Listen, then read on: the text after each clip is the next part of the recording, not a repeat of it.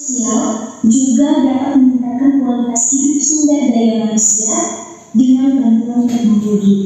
Pada era ini, pendidikan dapat melahirkan individu-individu yang lebih produktif, inovatif, kreatif, adaptif, dan berkreatif tentunya.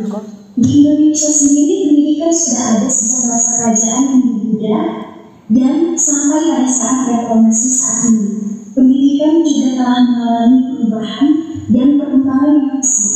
Teknologi memfasilitasi pendidikan sehingga sudah lebih baik dari masa sebelumnya, yang dimana masih menggunakan pembelajaran secara konvensional. Transformasi pendidikan memaksa pendidik dan peserta didik untuk meninggalkan pembelajaran dalam konvensional. Dengan beberapa perubahan pada aspek pendidikan, salah satunya adalah kurikulum. Setidaknya terdapat 4 kali perubahan kurikulum. Yang pertama, kurikulum 1994, kurikulum 2002, KTSP, kurikulum 2013, dan kurikulum Merdeka yang dipakai sejak masa pandemi COVID-19 yang dipercaya lebih fleksibel dan berfokus pada materi esensial. Untuk itu, pendidik perlu berinovasi untuk mendukung pembelajaran sehingga peserta didik yang ada dapat berpartisipasi aktif, sehingga dapat tercipta pembelajaran mandiri yang berpusat pada kebebasan peserta didik dalam memilih dan mengelola informasi. Untuk itu, peran AI sangat dibutuhkan. AI dapat membantu menyesuaikan konten pembelajaran sehingga pembelajaran juga dapat terlaksana secara lebih efektif dan lebih efisien. Berdasarkan latar belakang yang telah saya jelaskan tadi, maka ada beberapa masalah pada karya ilmiah ini. Yang pertama adalah apa saja jenis AI yang dapat dimanfaatkan dalam dunia pendidikan. Yang kedua adalah bagaimana implementasinya, dan yang ketiga adalah apa saja tantangan dari pemanfaatan AI tersebut.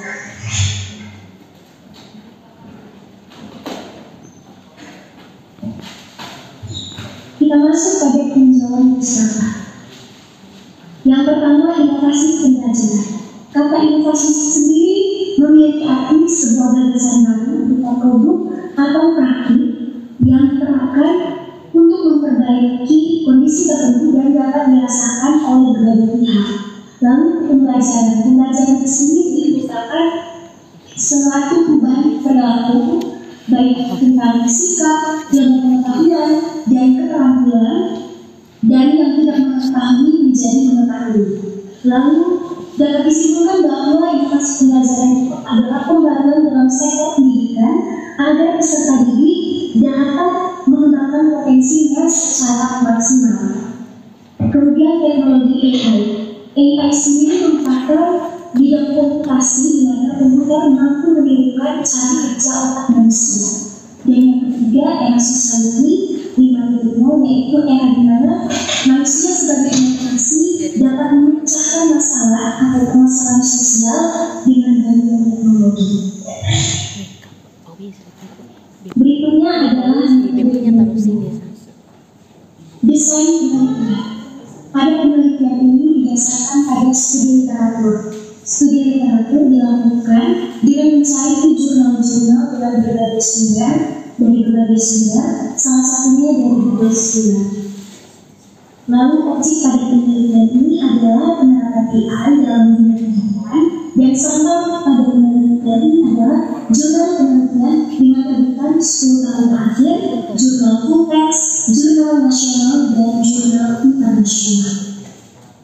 Kemudian metode pengumpulan data, penelusuran dokumen dilakukan secara elektronik di platform jurnal seperti Google Wikipedia dengan menggunakan beberapa teknologi. Dan yang terakhir, metode analisis dan sintesis.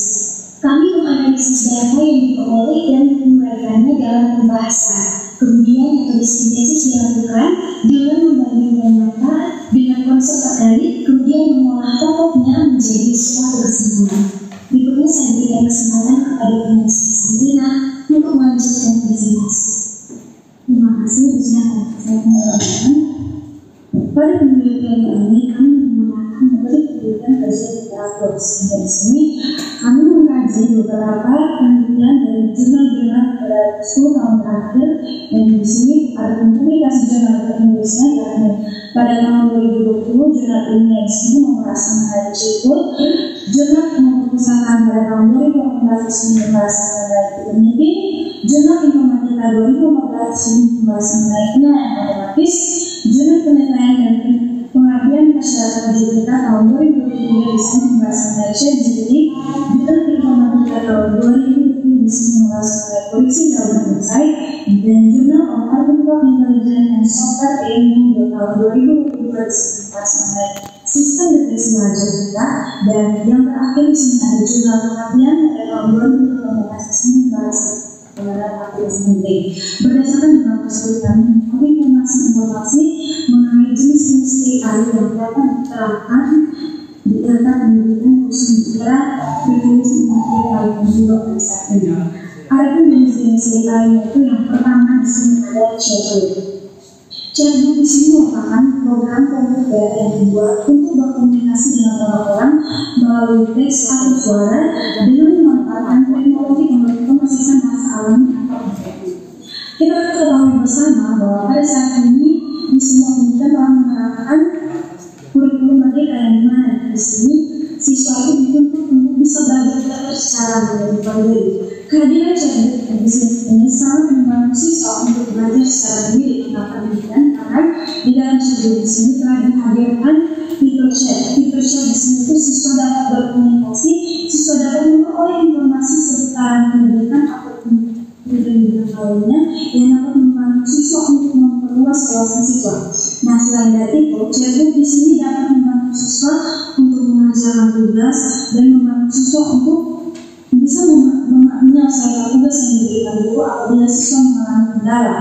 Selain fungsinya bagi siswa, chatbot di sini juga membantu tenaga pendidik, yakni tenaga pendidik ataupun guru di sini dapat melakukan ujian tertulis melalui online lewat menggunakan aplikasi chatbot. Selain dari itu, chatbot juga di sini dapat membantu tenaga pendidik ataupun siswa untuk memperoleh informasi-informasi seputaran sekolah. Yang berikut kita lihat pada sistem plagiarisme. Telah kita ketahui bersama bahwa plagiarisme itu merupakan salah satu bentuk tindakan mencegah atau salah satu bentuk tindakan mengambil hasil karya orang lain kemudian mengatasnamakan pribadi. Nah, kebanyakan siswa pada saat ini terlebih khusus di era teknologi informasi dan komunikasi yang berkembang secara lebih pesat, siswa-siswa pada saat ini itu lebih pada mental pingsan, atau jika guru memberikan mereka tugas seperti tugas makalah, tugas pimpin ataupun karya tulis ini, kebanyakan mereka hanya mengkomunikasi dan tenaga pendidik kebanyakan di sini itu ada yang mungkin tidak tahu bahwa hasil pekerjaan siswa itu merupakan hasil jigal. Nah, di sini dengan adanya sistem plagiarisme itu di sini tenaga pendidik sangat membantu bisa mengetahui apakah hasil pekerjaan siswa itu merupakan hasil pekerjaan siswa ataupun hasil jigal dari guru. Yang berikut kita lihat di sini ada sistem penilaian PISA. Sistem penilaian PISA ini dirancang untuk membuat proses penilaian lebih mudah dan cepat dalam memeriksa jawaban PISA. Tingkat keberhasilan seorang guru dalam suatu pembelajaran itu dapat diuji melalui tes tertulis ataupun tes lisan pada siswa, yang dimana tes tertulis di sini ada tes melalui pilihan ganda ataupun esai. Telah kita ketahui bahwa tes melalui pilihan ganda itu cara pemeriksaan itu tidak sesulit pemeriksaan esai, sehingga di sini muncullah sistem penilaian esai otomatis. Dengan adanya sistem ini, guru dapat dibantu untuk mempersingkat waktu dalam memeriksa hasil-hasil esai dari siswa dengan hasil yang lebih akurat. Yang berikut di sini ada ChatGPT. ChatGPT di sini atau yang kita kenal dengan Generative Pre-trained Transformer ini merupakan salah satu sistem interaksi percakapan berbasis teks yang didukung oleh kecerdasan buatan.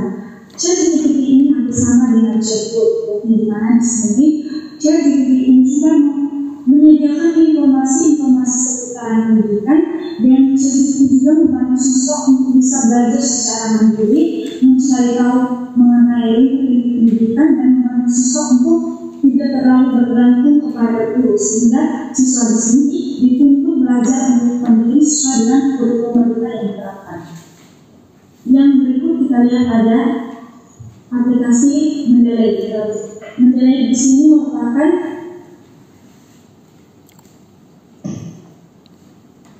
perancangan untuk referensi yang digunakan untuk mengatur dan mengelola referensi ilmiah dari sumber informasi dalam penelitian atau penelitian akademis. Nah, di sini dengan adanya Mendeley sangat membantu para guru untuk membuat kajian atau membuat tulisan-tulisan untuk menentukan referensi yang sesuai sehingga tidak adanya plagiarisme atau mencegah hasil karya orang lain itu secara lebih besar umum. Terus kita lihat yang berikut di sini ada sistem deteksi wajah, teknologi yang digunakan untuk melacak kehadiran peserta didik secara otomatis. Perkembangan AI saat ini itu sudah sangat membantu. Telah kita tahu bahwa banyak di beberapa sekolah pada saat ini itu masih menggunakan cara memeriksa kehadiran siswa itu secara manual. Yang mana mungkin siswa mungkin sudah terhadir secara manual, dan itu juga mungkin bisa ada siswa menilai hasil kehadiran. Akan tetapi kehadiran teknologi melacak kehadiran siswa dan sistem deteksi wajah di sini tingkat keakuratan itu sangat terjangkau, dan siswa untuk menipu kehadiran saya di sini siswa tidak memiliki ruang untuk menipu kehadiran, karena sistem deteksi wajah di sini itu sangat membantu guru di dalam mengecek kehadiran dan mempersingkat waktu di dalam mengecek kehadiran. Yang terakhir di sini adalah sistem koreksi jawaban lisan. Sistem koreksi jawaban lisan di sini itu hampir mirip dengan sistem penilaian otomatis. Ya, di sini sistem koreksi jawaban lisan di sini itu menggunakan vector speech model, di mana vector speech model di sini merupakan teknik yang mengubah teks menjadi vektor dalam ruang informasi. Jadi untuk memeriksa esai di sini itu penerangan pendidik harus mengubah jawaban siswa ke dalam vektor dan juga jawaban yang benar itu ke dalam vektor, kemudian baru dites tingkat kesamaannya. Jadi apabila jawaban yang diberikan siswa itu mendengar kesini satu, berarti jawaban siswa itu sudah memiliki tingkat kebenaran hampir maksimum. Lalu yang berikut kita lihat mengenai bagaimana implementasi teknologi kecerdasan buatan AI dalam inovasi pembelajaran di era society saat ini. Kita lihat implementasinya yang pertama di sini adalah mengenai perencanaan program. Perencanaan program di sini dan dengan adanya AI dimanfaatkan untuk mendukung proses perencanaan kurikulum dengan menganalisis data dan informasi tentang kebutuhan siswa, tujuan pembelajaran serta standar keterampilan yang ingin dicapai. Yang kedua di sini adalah mengembangkan materi pembelajaran. AI di sini dapat dimanfaatkan untuk mengembangkan materi pembelajaran yang lebih personal dan adaptif. Yang ketiga ada implementasi program. Implementasi program di sini AI dapat dimanfaatkan untuk memantau dan mengevaluasi pelaksanaan program secara real time. Yang terakhir di sini adalah perihal program. Dengan adanya AI dapat mengevaluasi program secara otomatis dengan mengumpulkan dan memperoleh data hasil pembelajaran siswa. Terlepas dari segala keunggulan dari berbagai macam jenis AI, ada juga tantangan yang merupakan kelemahan dari kita menggunakan AI. Yang pastinya yang pertama yaitu terbatasnya sarana dan prasarana, terus kurangnya informasi terhadap tenaga pendidik bagaimana cara untuk memanfaatkan AI di era perkembangan sosial 5.0. Baik, video